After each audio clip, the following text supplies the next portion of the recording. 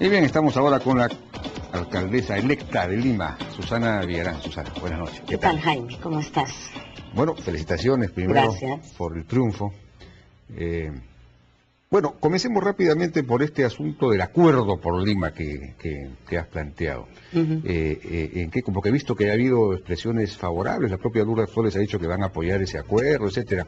¿En qué consiste exactamente el acuerdo por Lima? Mira, por un lado hemos firmado los distintos candidatos a la alcaldía de Lima varios compromisos a lo largo de la campaña con grupos específicos sobre políticas de Estado municipal.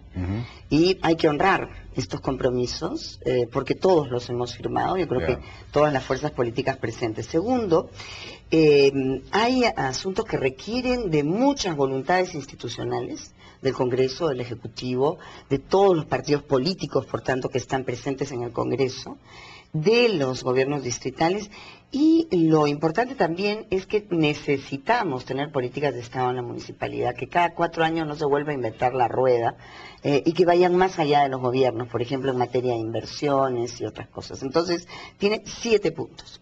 Uno es recursos. Lima tiene entre 10 a 15% menos presupuesto que Bogotá, y tiene 1/6 del per cápita del Callao, siendo la capital, o sea, la ciudad de 8 millones y pico de personas. Es absurdo, ¿no? O sea, necesitamos un pacto fiscal para Lima, y eso requiere del Congreso de la República y de todas las fuerzas políticas. No es un tema de Susana Villarán, alcaldesa de Lima, es un tema de quienes vienen hacia adelante también. Se tienen pocos recursos para la dimensión de la tarea y de las inversiones que la ciudad requiere. Pero ¿cuál sería la fórmula operativa? La fórmula operativa es conversar con el Congreso de la República el incremento de las transferencias para Lima. Sí. Pero eso es lo que, pero ¿qué transferencias hay para Lima? Si no hay transferencias para Lima. En el Fondo Común, claro, que se necesita, por supuesto, y se está recaudando cada vez más, el SAT es cada vez más eficaz y más eficiente, pero no es suficiente. No es suficiente, no podemos tener... habría que, digamos, redistribuir el Fondo Común para darle un poco más a Lima. Un poco más a Lima, porque además no tenemos fuentes como los cánones aduanera y que tiene el Callao y otros. Lima no tiene ningún tipo de recursos extras. Entonces eso es una cuestión importante porque tenemos necesidades que resolver. Uno es el que tiene que ver con medio ambiente, fundamentalmente agua. Ahí necesitamos que 1% de la tarifa del agua vaya a la recuperación de nuestras cuencas. Esto es una crisis que a mediano y largo plazo va a ser atroz. Ahí habría que convocar a la SUNAS, ¿no? Porque la SUNAS se opone a incrementar la tarifa en la medida en que SEDAPAL requiere para financiar todas las grandes obras, y menos aún la recuperación de las cuencas, que ya es una obra adicional que es fundamental. Pero es fundamental que las 3 cuencas, Chillón, Rima, que es la que está más deteriorada, y Lurín sean recuperadas. O sea, nosotros estamos en una ciudad en el desierto, en un país frágil frente al cambio climático, y esta es una política de mediano y largo plazo en la que necesitamos inversión de todas maneras, y no se trata de incrementar la tarifa, se trata de que 1% de esa tarifa vaya a esta actividad estratégica, fundamental. Dice que la tarifa actual no le alcanza porque tiene que financiar un montón de obras, Huascacocha, La Tahuada, etcétera, etcétera, etcétera, Chira, que se viene dentro de poco. Y para eso, pues, que eso no sale de la nada, hay que financiarlo. Hay que financiar y hay que ponernos de acuerdo. Por eso que estamos nosotros proponiendo un acuerdo para Lima, es sentarnos a trabajar sobre estos asuntos estratégicos. El cumplir con los plazos que ya están establecidos para combustibles limpios, el realmente llegar a los 8 metros cuadrados de verde por persona en nuestra ciudad, eso es fundamental. Y basta de vehículos chatarra, o sea, esta acusación, basta. Sí, o sea, no se pueden seguir aplazando estos términos, basta de leyes chatarra. Me había olvidado de mencionar precisamente el titular de la República el día sábado, basta de leyes chatarra, que tiene que ver con esta acusación. Tercero, lo que tiene que ver con la inversión en infancia. La infancia, en Lima tenemos un bono demográfico, es decir, nuestra población todavía es joven.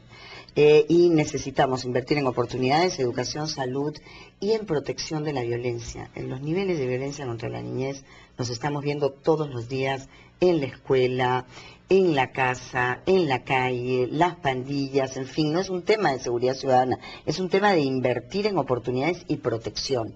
Y eso tiene que ser también una política de acuerdo en todos los actores en Lima. 4 son los grandes Pero ahí, proyectos. ¿para qué se necesita acuerdo en eso último? Pues eso ya basta, eso es la gestión municipal. Entonces, en la gestión municipal necesitamos todos acordar de que una parte importante de nuestro presupuesto tengan clasificadores que sepamos cómo estamos invirtiendo en infancia, ¿no? Hay muy poca inversión en infancia. Educación es bajísima nuestra inversión en los niños que están fuera de la escuela, son muchísimos adolescentes que están fuera de la escuela. No tenemos un programa como Chicos Chamba y otros que necesitamos, ¿no? Pero la educación pues va a pasar a la municipalidad, o sea que... Va a pasar la gestión como ha pasado el hueso, ¿no es cierto?, a todas las regiones, que es el pago de la planilla de los maestros. Tienen hay director regional de educación que se oponen, por ejemplo, a la carrera pública magisterial y cosas así. Nosotros no nos oponemos, y nosotros estamos en eso, que quede muy claro, que nosotros seguimos el proyecto educativo nacional, y con lo que tenemos que hacer es hacer que el proyecto educativo nacional se adapte al proyecto educativo metropolitano dentro de ese esquema que ha sido consenso de todo el país y del Consejo Nacional de Educación. Hay un punto polémico que se ha levantado en estos días y yo aprovecho para aclararlo, que dicen que yo me opongo a la evaluación de los maestros, y no es cierto. La evaluación es incompleta. O sea, una prueba objetiva, un maestro, yo soy maestra. O sea, ¿cómo nos graduamos nosotros? ¿Cómo sacamos cuál es el examen de los maestros? Es una clase en el aula. Es lo que se llama la clase modelo. Nuestro desempeño, eso lo dice León Trachtenberg, lo dicen todos, se ve en el aula. A la prueba objetiva hay que añadirle una evaluación mucho más completa. Bueno, pero ¿qué pasa si el ministerio, bueno, se supone que y además eso no es competencia... el propio ministerio es consciente de eso, claro, pero lo que pasa es que es mucho más difícil realizar una evaluación en el aula. Las metodologías no están diseñadas, habría que diseñar las metodologías. De repente pueden proponer a la Municipalidad de Lima como los expertos como para piloto, ser los pilotos, para hacer eso, bueno, eso es lo que y para acompañar a los maestros en las aulas, que ya hay un proyecto que felizmente está en marcha y que es muy importante. Pero eso, por ejemplo, se requiere. Eso voy a preguntar, porque ¿qué pasa si el Ministerio de Educación insiste en que todavía seguimos con las evaluaciones en base a exámenes o en base a pruebas? ¿La Municipalidad de Lima va a desacatar eso o va a solicitar una cosa experimental? Nosotros no las aplicamos. Acá hay una confusión desde el presidente de la República, el ministro Chang. Esa va a seguir siendo una competencia del Gobierno Nacional, del Ministerio de Educación, las evaluaciones, como las remuneraciones. Entonces nosotros no tenemos que ver con eso. No, las evaluaciones me parece que los centros educativos juegan un papel en las evaluaciones. Van a tener que jugar un papel. Otra cuestión que nos parece importante son los grandes proyectos. O sea, nosotros tenemos la Costa Verde, que sea pues un proyecto para suman todos. Nosotros recibimos este gran proyecto hecho por Augusto Ortiz Ceballos y mandado a hacer por Castañeda Locio, y hay que hacerlo. El encauzamiento del Rímac, el Río Verde, este gran espacio para incluir y poner en conjunto y articular todo lo que está desarticulado también. Pero, necesitamos la Ramiro Prialé, continuar el periférico vial norte, que saque todo el puerto por el norte hacia la Prialé. Todas son obras de envergadura que tienen que ser parte de este acuerdo para que se continúen, ¿no es cierto?, se inicien y se continúen, porque son obras de infraestructura vial que nos hacen más competitivos. Por ejemplo, ahora se estaba hablando de la competitividad, ese es un tema fundamental. Pero esas son obras, Susana, que la mayor parte de ellas tienen que ver con el tránsito privado, principalmente, ¿no es cierto?, el Sanjón, el periférico vial norte, el periférico vial norte, Jaime, tiene que ver con todo lo que es el tránsito pesado que sale del puerto y del aeropuerto y que tiene que ir hacia el centro y a otras hacia el país. Entonces esto sí tiene que ver con inversión de acuerdo, para ser más competitivo, justamente. Competitividad, de acuerdo, pero digamos, hay quienes podrían decir, todas las obras planteadas, cuando se plantean obras, están dirigidas a ese tipo de tránsito de pasajeros, privado o empresarial, digamos, vinculado a la competitividad. pero obras vinculadas al transporte público no están planteando. Ustedes han declarado de alguna manera que primero van a priorizar el ordenamiento, pero no los corredores que completen, por ejemplo, el metropolitano, que dicho sea de paso está funcionando muy bien, ni siquiera ha sido inaugurado, cosa que me ha sorprendido, pero ya llega hasta Comas y todo está funcionando muy bien, pero son 8 metropolitanos más que hay que hacer según ese plan. Para que realmente esto funcione como un sistema. Bueno, el metro, etcétera, obras que tengan que ver con el transporte público de pasajeros, por transporte masivo de pasajeros. Eso no lo están planteando ustedes. Eso lo hemos planteado en toda la campaña.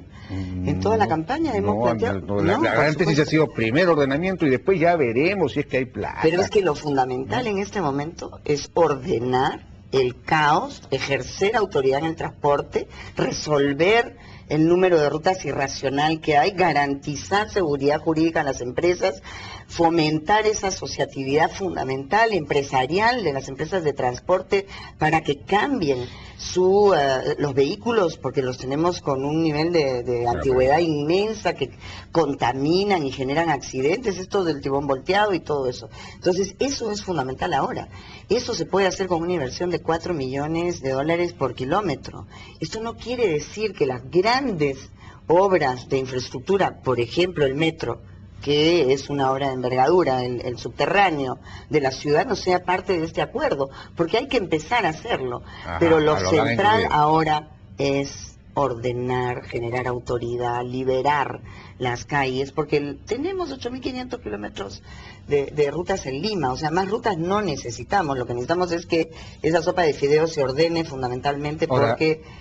y eso es responsable. Ahora, un momentito, ahí han propuesto, ustedes están hablando de reducir de más o menos 500 o 600 rutas que hay a 300.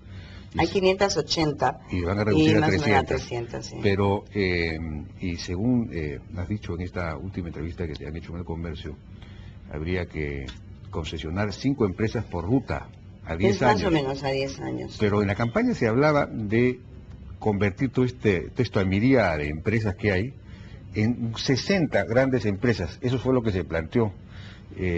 Eso lo planteaba Gustavo Guerra García. Son 30.000 unidades las que tenemos en este momento. El problema más grande de congestión del tránsito no está creado por el número de unidades. El problema más grande está creado por el número de taxis que están a la vez, al mismo tiempo, buscando pasajeros en la ciudad.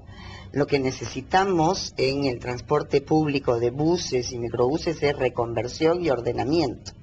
Pero en términos comparativos con otras ciudades no tenemos demasiados, o sea que sí son 65 por cada una de las 300, es más o menos eso. No, 300, sí. 300 por 5 son no, 300 rutas. 300 rutas por 5 empresas rutas. Son como 1.200 empresas, no sé cuántas, no 60, pero eso es lo que no entiendo, es decir, han cambiado de planteamiento. No. Ya no son 60 grandes empresas. 60 grandes empresas juntas todas tengan esos 30.000 vehículos, pero reconvertidos. Debe haber un error entonces debe haber un error en la entrevista. Ya. Son 60 grandes empresas. Sí. ¿Cómo van a hacer para convertir no sé cuántas empresas en 60 grandes empresas? Ellos mismos lo quieren en este momento. Acabo de estar ayer con la empresa San Felipe Express en las lomas de Caraballo, inaugurando sus buses a gas. Realmente espectacular el nivel de inversión que hay en este momento, quienes tienen seguridad, pero necesitan seguridad de 10 años para hacer inversiones que son poderosas. Están importando buses impresionantes de China a gas, con tecnologías limpias en este momento. O sea, eso... Y esto va a ser con el nuevo esquema empresarial, es decir, la condición va a ser que realmente sean empresas y no cascarones. Que sean empresas, eso es. Nosotros fomentaremos las empresas. Bueno, tenemos que ir a una pausa, si me permite.